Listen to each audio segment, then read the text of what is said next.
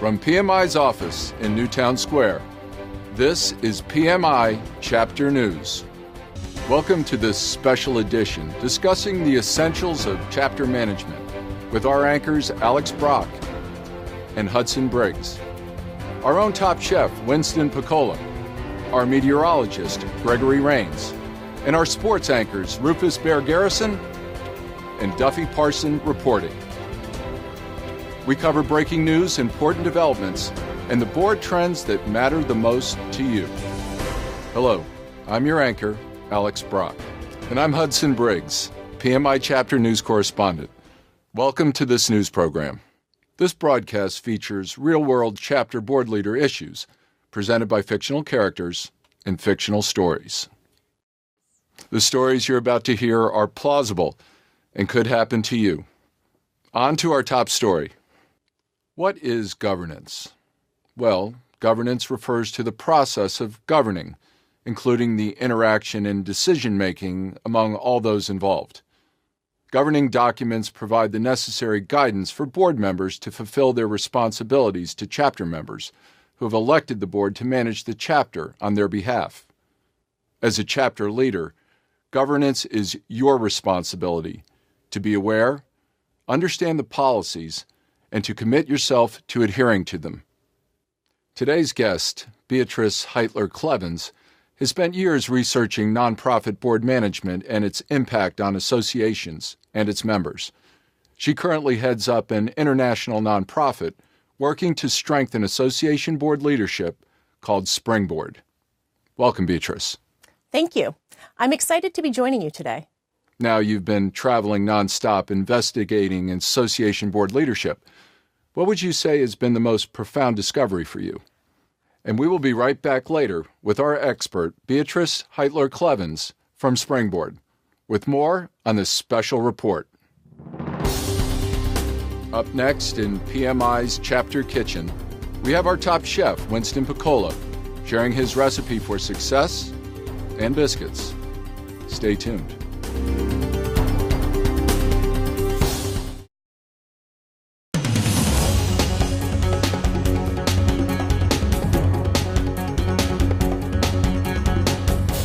I'm Winston Piccola, and I want to show you my secret for successful chapter management. It starts with the adoption and adherence to key documents. And just like in baking, if these documents are poorly written, outdated, or some of the language in one of the documents conflicts with another document, you can end up having a huge mess on your hands.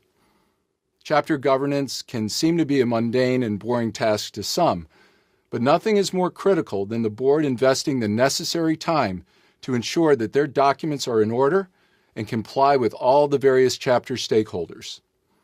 Let's start first with our governance ingredients. There are 5 key governance documents that represent the foundation of your chapter.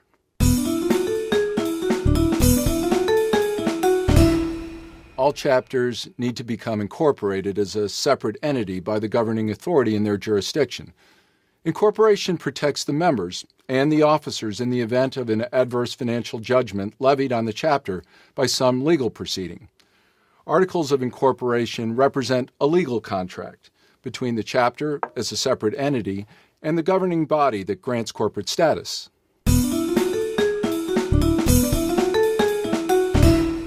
All PMI chapters are chartered by PMI, and they must renew their charters on an annual basis. The charter agreement represents a legal contract between your chapter as an entity and PMI as a separate entity. The charter describes the responsibilities of each entity has to one another. PMI chapters are expected to abide by the terms specified in the charter agreement, as well as abide by PMI policies included in the PMI Chapter Policy Manual.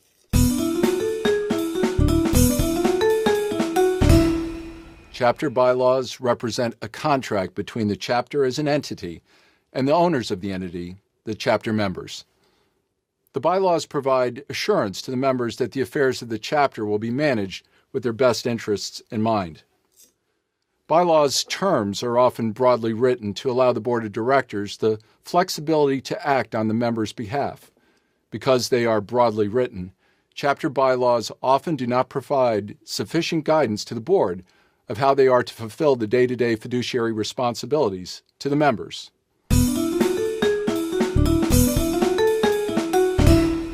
The policy manual for PMI chapters provides information on new, updated, and existing policies.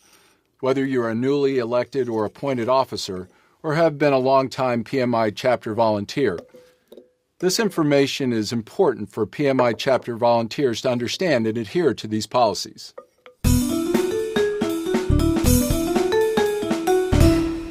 Because the chapter bylaws are broadly written, it's recommended that the chapter board of directors develop written board policies. These policies represent an agreement among the board members themselves of how they will manage the affairs of the chapter and fulfill their responsibilities. Since they represent an agreement among the board policies can be changed at any time, as circumstances require, simply by the board deciding to change its policy. Board policies represent the wisdom of former boards being passed down to the current board. These policies describe situations that were encountered where sufficient guidance on how to act was absent.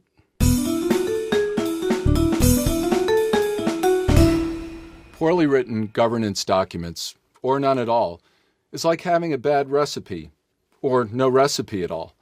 The result can be confusion and a poor meal.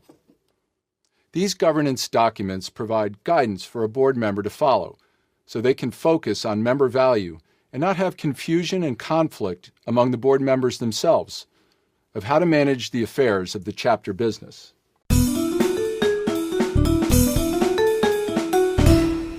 Governing documents guide you through all decision-making, your programs and initiatives, and help you in navigating situations that may arise in your chapter. Whether it's calling a special meeting or planning an event, be sure to consult all documents to provide guidance on how to proceed.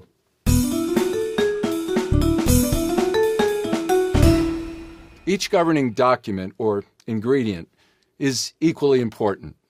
If there is conflicting information in two or more documents, some will supersede others or override them.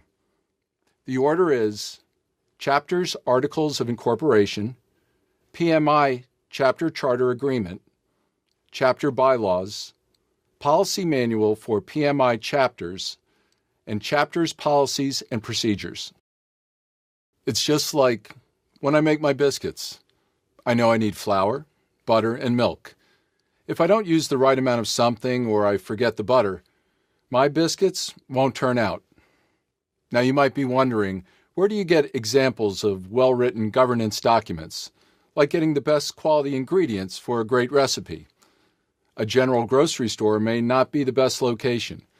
Sometimes you need to go to a more reliable source, and that holds true for finding examples of key governance documents. Let's hear from our sponsor on how to best locate these critical documents.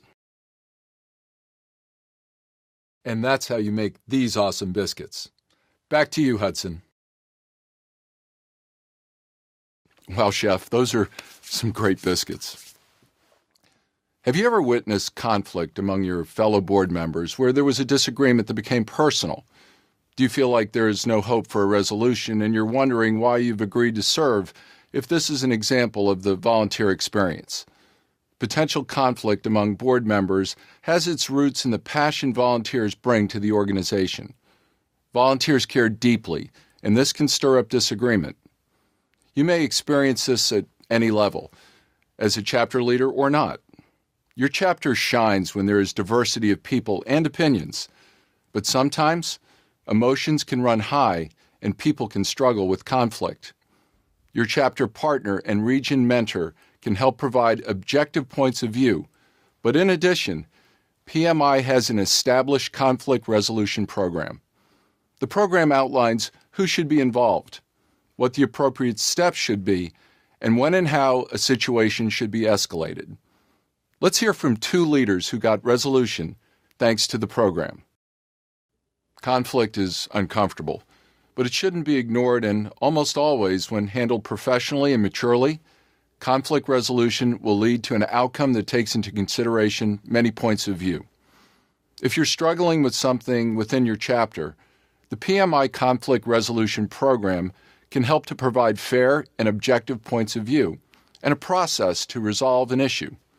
For more information, contact your region mentor and chapter partner. We are back with our expert from Springboard, Beatrice Heitler-Clevens. Thank you for staying here with us. Of course. So there was another clip your team uses for board development. Let's share that now. What is the benefit to board members if this is handled correctly? When a conflict comes up and the board handles it properly, this gives the board members the confidence to speak to chapter members about how board decisions are reached. It shows transparency and due diligence and ensures the board and the chapter's credibility. And we will be back later with our expert, Beatrice Heitler-Clevens from Springboard, with more on this special report. The weather is always changing, and PMI Chapter News weather team wants to make sure you're ready. I'm PMI Chapter News Chief Meteorologist Gregory Rains. Stay connected as we track the path of core and extended services.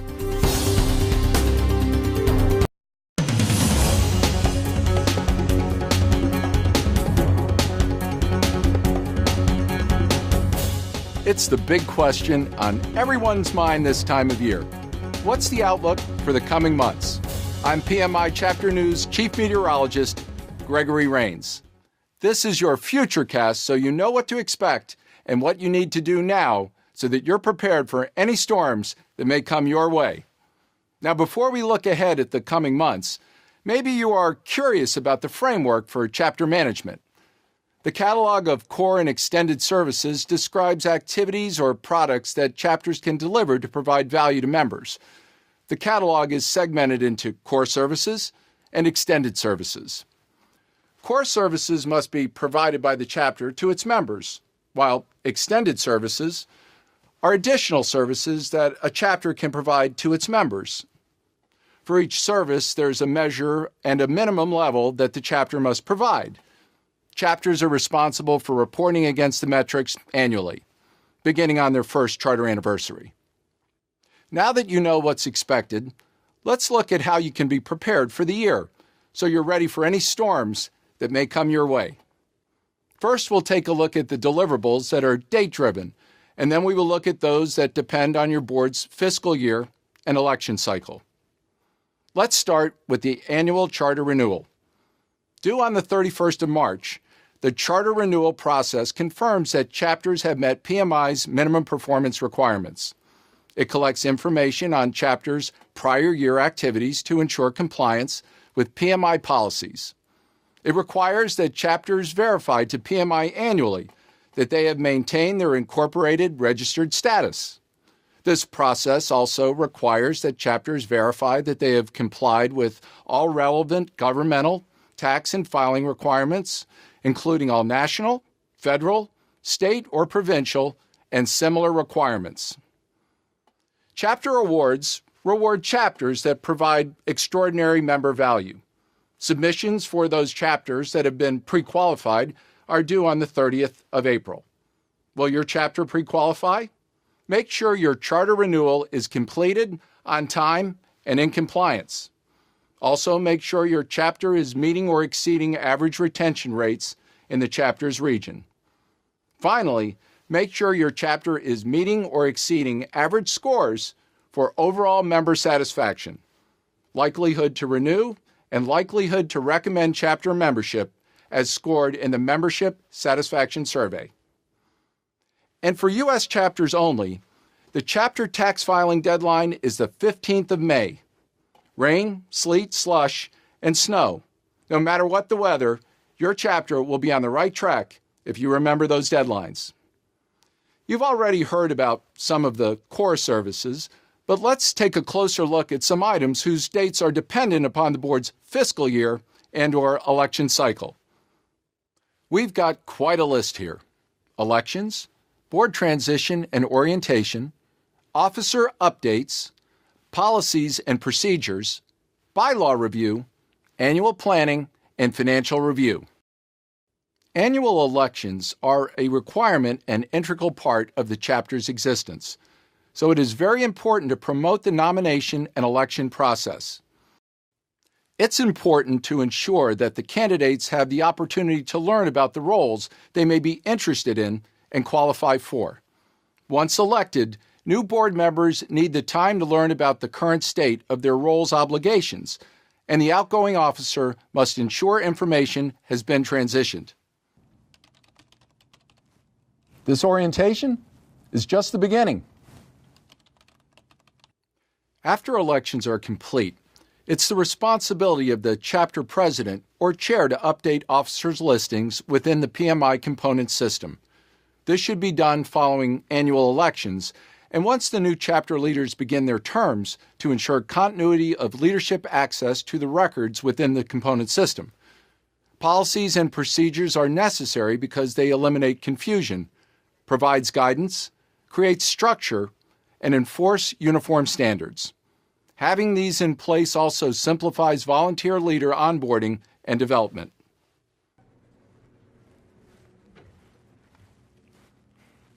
An important part of keeping a chapter vibrant and relevant is to review and edit its policies and procedures as necessary on an annual basis.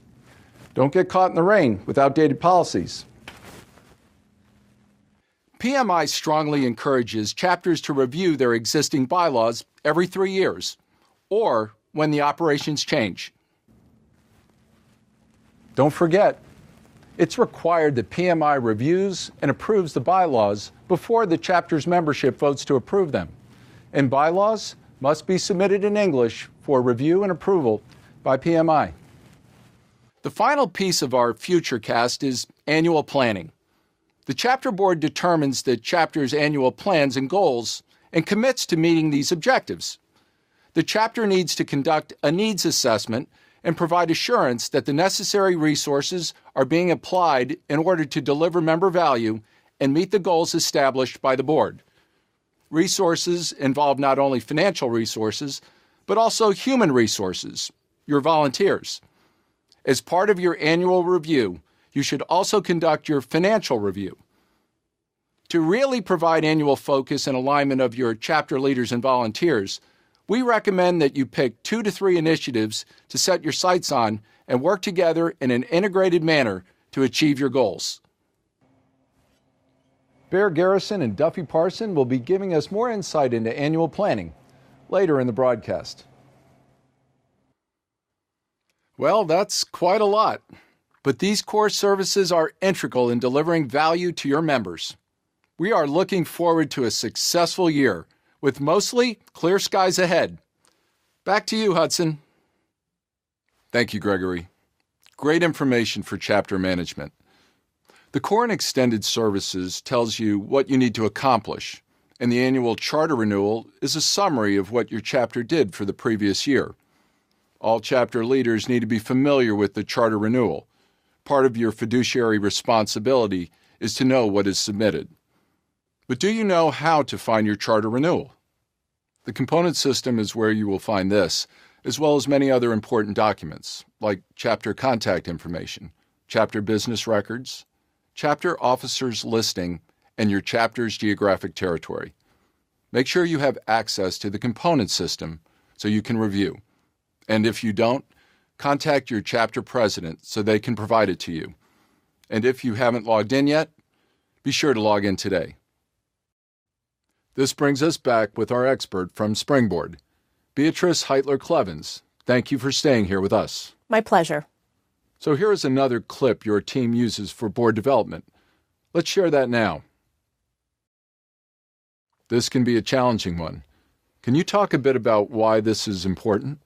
Well, I think everyone can relate to this, and we all know it's a challenge. What's duty of obedience? Simply put, as a board member, you endorse the board's decision, speak as one voice, and remember that what happens in the boardroom stays in the boardroom. What can happen if this duty of obedience isn't followed? Great question. It's important that the board speak with one voice. If not, it can trickle down to the membership and chapter volunteers, breaking down the credibility of the board and making it challenging to accomplish the chapter's core services. And we will be back shortly with our expert, Beatrice Heitler-Clevens from Springboard, with more on this special report.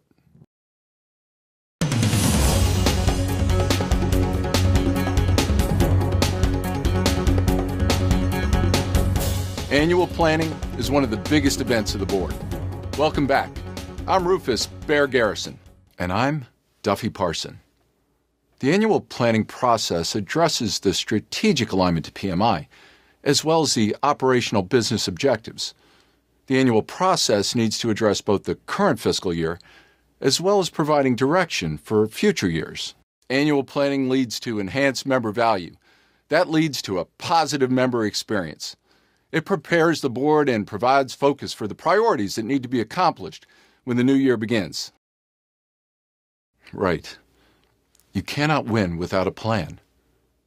For a plan to be effective, the chapter needs to fully investigate the challenges that they're facing. That is, identify the problems, identify the root causes of the problems, and develop solutions. And don't forget the expertise of your coaches. Your region mentor and chapter partner are going to help you along the way. The board seems in good shape for the annual planning meeting. I agree. Preparation can make or break this session. Earlier today, I talked with the coach to get a sense of how they prepared for this season's annual planning. And there you have it, folks. Pre-work is the key to setting the stage and helping to execute some of the big plays. We've got the whole board ready to give 110% today. So, Bear, what are we going to see today? Well, Duffy, this is a 4-part process. Identify business challenges, identify business objectives, build/modify the business plan, and then finally, implement the plan. So why do they need all of these steps? Good question.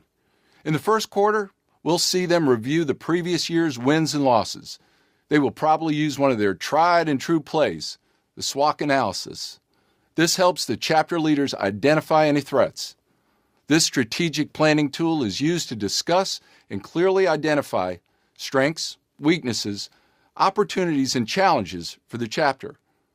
That will tee them up for the second quarter, where they will look at the objectives for the year and get consensus on where they're headed.